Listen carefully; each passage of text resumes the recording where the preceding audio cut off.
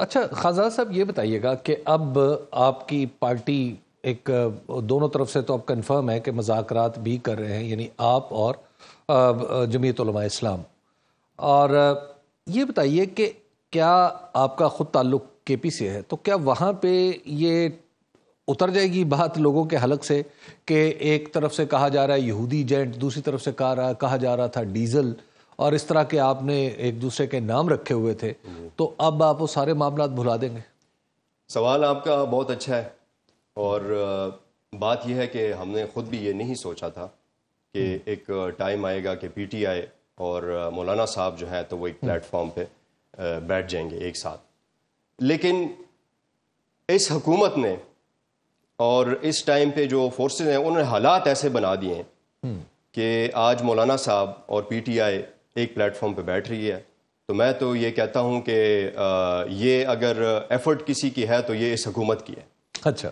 اور جب تک جس حد تک مولانا صاحب کی بات ہے تو میں یہ سمجھتا ہوں کہ خان صاحب نے وہ ہمیشہ یہی کہتے ہیں اس حوالے سے، وہ کہتے ہیں کہ جتنی بھی پارٹیز ہیں صرف جو 3 پارٹیاں اقتدار میں ہیں ان کو چھوڑ کے ہم کسی بھی پارٹی کے ساتھ اس معاملے پہ اتحاد کرنے کے لیے تیار ہیں، الحاق کرنے کے لیے تیار ہیں، اور ہم نے بات کرنی ہے. اور وہ بھی اس وجہ سے وہ جو 3 پارٹیاں کیونکہ وہ بینیفیشری ہیں، اگر وہ بینیفیشری نہ ہوتے تو ان پارٹی سے بھی ہم بیٹھنے کے لیے تیار ہیں. اچھا، یعنی یہ جمہوریت کی بات ہے اور یہ الیکشن ریفارمز کی بات ہے. چونکہ مولانا کا موقف تبدیل ہو گیا ہے اور وہ آپ کے موقف کے قریب آ گیا، تو اس وجہ سے آپ کہہ رہے ہیں کہ مولانا، دیکھیں اس چیز پہ تو ہم متفق ہیں نا، اس چیز پہ تو ہم متفق ہیں کہ جو الیکشنز ہوئے ہیں تو وہ رگڈ ہیں، وہ فارم 47 کے الیکشنز ہیں، اور وہ بھی ہم ماننے کو تیار نہیں ہیں اور وہ بھی ماننے کو تیار نہیں ہے.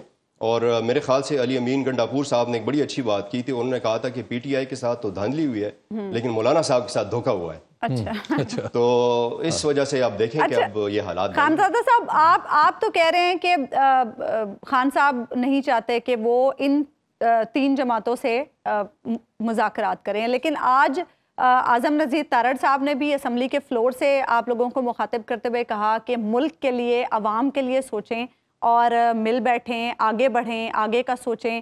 یوسف رضا گیلانی صاحب بھی مذاکرات کی پیشکش کر چکے، انہوں نے بھی تحریک انصاف سے کہا کہ ملک کے لیے آگے بڑھیں اور ایک دوسرے کے ساتھ مل بیٹھیں. نواز شریف صاحب کی طرف سے رانا ثناء اللہ صاحب بھی پچھلے دنوں یہ میسج دیتے رہے کہ وہ بھی مذاکرات کرنا چاہتے ہیں، وہ بھی بات چیت کرنا چاہتے ہیں. تو ملک کے لیے پھر کر لیں بات چیت، آخر کسی طرح سے تو آگے بڑھنا ہے نا. ہاں جی، نہیں بڑی اچھی بات ہے اور ہم اپریشیٹ کرتے ہیں اس بات کو کہ وہ یہ کہتے ہیں کہ جی ملک کے لیے ہم بات کرتے ہیں، بیٹھتے ہیں. لیکن بات تو وہی ہے کہ یہ تو ہم بھی یہ کہتے ہیں لیکن کرنا تو انہوں نے ہے نا. یہ کریں گے کیا؟ حکومت میں تو یہ ہے. ہم کیا چاہتے ہیں؟ ہم کہتے ہیں جی جو خان صاحب کی کیسز ہیں، جھوٹے کیسز ہیں، یہ ختم کریں. جتنی بھی چیزیں ہیں جو پی ٹی آئی کے ڈیمانڈز ہیں وہ حکومت میں یہ ہیں، یہ کوئی کچھ کریں. یہ جو الیکشنز کے اوپر ہمارا مطالبہ ہے ان چیزوں کو مانگیں، وہ جوڈیشل کمیشن بنائیں اس حوالے سے، یعنی کچھ سی بی ایمز ہوں تو وہ کچھ سٹیپس لیں، کیونکہ وہ حکومت ہے. وہ تو صرف یہ نہیں کہہ سکتے ہیں نا کہ جی دیکھیں آئیں بیٹھیں، یہ آئیں بیٹھیں یہ تو ہم کہہ سکتے ہیں، ہم یہ کر سکتے ہیں، لیکن کرنا تو انہوں نے.